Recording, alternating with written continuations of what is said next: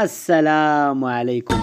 السلام عليكم. السلام عليكم. حلقة جديدة بعد سيمانة.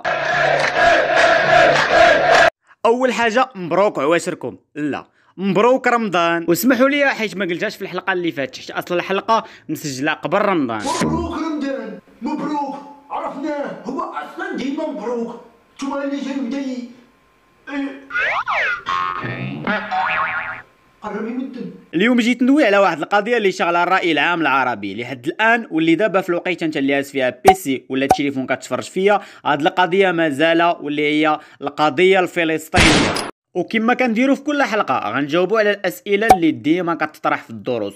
السؤال الاول سيدي كيقول: كيفاش بدا التسرب الصهيوني في فلسطين؟ وشنو هما الاساليب ديال التمركز الصهيوني في فلسطين؟ وشنو كان رد فعل فلسطين الاحرار على هذا التمركز؟ في القرن 19 الحركه الصهيونيه عقدت مؤتمر بالب سويسرا في 1897 برئاسه تيودور هيرتزل، ووضع برنامج صهيوني واللي الهدف ديالو يدير وطن قومي بفلسطين ويضمنوا القانون العام بمجموعه من الوسائل، ويسكنوا اليهود في فلسطين المزارعين والحرفيين ديالهم ويوحدوهم وينشئوا مؤسسات محليه وعامه. وباش يتقوى هاد الشعور القومي ويديروا الثقه في النفس باش يزعموا لفلسطين خاصهم ياخذوا الموافقه عند الحكومات اللي اتفق وتماشى مع اهداف الصهيونيه، ولقاو الدعم الكبير عند الدول الاستعماريه الغربيه. ومالها العربيه؟ وشكون كيستعمر الدول من غير الغرب؟ الحكاره الاخرين، خصوصا بريطانيا. وفي 1917 جا وعد بلفور، عقلتوا عليه ولا لا؟ راه ديجا دوينا عليه في الدرس اللي فات.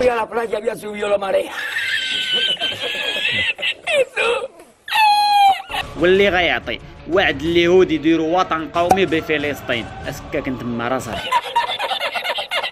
من بعد اتعرف فلسطين تطورات من بعد ما جا الانتداب، واللي ديجا دوينا عليه في الحلقه اللي فاتت. دخلت تفرج باش تفهم شنو هو الانتداب. فاش تقسم المشرق العربي بين فرنسا وبريطانيا اللي منحاج فيه عصبه الامم بريطانيا، تفرض الانتداب على فلسطين في 1922. والله عطى لبريطانيا السلطه التامه باش تسير الشؤون ديال فلسطين السياسيه والاداريه وحتى الاقتصاديه، وهنا غتضمن باش تنشا الوطن القومي لليهود في فلسطين. وراه عطاو له هذا السي محمد، ما بريطانيا ما عندها ما دير في فلسطين زعما الحقاره الاخرين. وتدارت وكاله يهوديه بدعم من الاستعمار البريطاني، وبداو كيسهلوا الهجره لفلسطين فين ما كان شي يهودي في العالم كيقصد فلسطين. الحراقه الاخرين افين كهتلر بردتي ليا غدا يدي في فرنسا وشويه من اليهود كون حرقتيهم كاملين، كون كاع ما يطرا هادشي في فلسطين، كون مشاو لجهنم وتبعتيهم حتى انت. الشمس العشيه. اي والله يرزقنا الجنه، ايوا قولوا امين. ومن بعد مساله الحرب العالميه الثانيه، رجع الحلقه ديال الحرب العالميه الثانيه باش تفرج وتفهم. الولايات المتحده الامريكيه بسياسه الدبلوماسيه والتشيطينيه قنعت الدول اللي معها فئات الامم المتحده باش يصوتوا المشروع تقسيم فلسطين لدوله عربيه والنص الاخر يهوديه. تمكنت الحركه الصهيونيه فرض الدعم الدولي باش يتحقق لها المشروع ديالها. وهنا بدا كيبان اشكال التمركز الصهيوني. باش يتشتوا اليهود في فلسطين لجأت الحركه الصهيونيه لعده وسائل بدعم من بريطانيا اللي كتسير الشؤون ديال فلسطين عن طريق الانتداب. اول حاجه صدروا قوانين جديده على الاراضي، وكان هدفهم ينتقلوا الاراضي من العرب لليهود. وثاني حاجه تقلوا الفلاحين بالضرائب والكريديات باش يبيعوا الاراضي بز منهم، حيت يخلصوا الضرائب اللي كتقولها اليهود لبريطانيا ولا يبيعوها لليهود. ولا تشجيع على الهجره لفلسطين، وكثروا اليهود في فلسطين بزاف، واللي غيخليهم يسيطروا على نسبه كبيره من الاراضي، حيت بريطانيا اللي كتسير الشؤون ديال فلسطين كتفرض الضرائب، وما كيقدرش الفلاح الفلسطيني على هاد الضرائب، وكيضطر انه يبيع الاراضي لليهود. واليهود غاديين شويه بشويه كيشريو في الاراضي اللي ما قدوش الفلاحين انهم يخلصوا الضرائب ديالهم. ومن بعد نشات الحركه الصهيونيه تنظيمات اسات اللي الهدف ديالها الدفاع عن الحياه ديال اليهود والممتلكات ديالهم. الممتلكات سالوا الله يصفي عليكم، قال لك الممتلكات الشفار الاخرين. وارتكبوا اليهود مجموعه من الجرائم والمجازر في حق الفلسطينيين، ولكن عشيري ضم العرب الاحرار ما كيخليش هادشي كامل يدوز مرور الكرام. رد الفعل الاول كانت مقاومه سلميه، وداروا فيها مجموعه من التنظيمات الخيريه الاسلاميه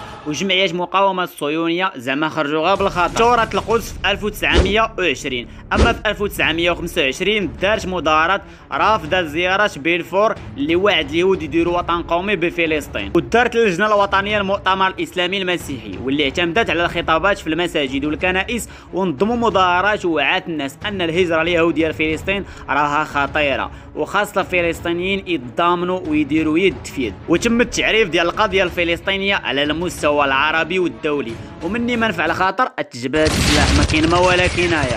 1920 حتى 1936 هزوا الفلسطينيين السلاح، وكانت مجموعه من الاضطرابات والثورات، ومن اهمها ثوره البراق في غش 1929، واللي كان سبب اندلاعها فاش بغاو اليهود يستوليو على حائط البراق. وتمالكا تاجيو استولي وقاوموا الفلسطينيين. اما 1935 جات مقاومه بقياده عز الدين القسام والثوره الكبرى وبقياده اللجنه العربيه واللي ترأسها الحاج امين الحسني، وبينوا لهم الفلسطينيين انهم ما غيسكتوش لهذا الاحتلال الصهيوني، وبانوا شلا ثورات اخرين ومقاومه مسلحه اخرى. هذا الموضوع لحد الان مازال كاين فيه ما يتقال، ومازال قلبي محروق على فلسطين. وغتجي ان شاء الله شي حلقه وغندويو على القضيه الفلسطينيه ونتعمموا فيها مزيان في هذه القضيه. خلاصه القول، القضيه الفلسطينيه بانت مع الانتداب واللي غتاخذ ابعاد كثيره بعد الحرب العالميه الثانيه، وغيتحول لصراع عربي اسرائيلي. تعذبنا بزاف باش نوصلوا لكم المعلومه بطريقه زوينه، لذا ما تنساوش تشجعونا بلايك وابوني باش نزيدوا بالمحتوى القدام. وبالتوفيق والى اللقاء في فيديو جديد ودرس جديد ان شاء الله.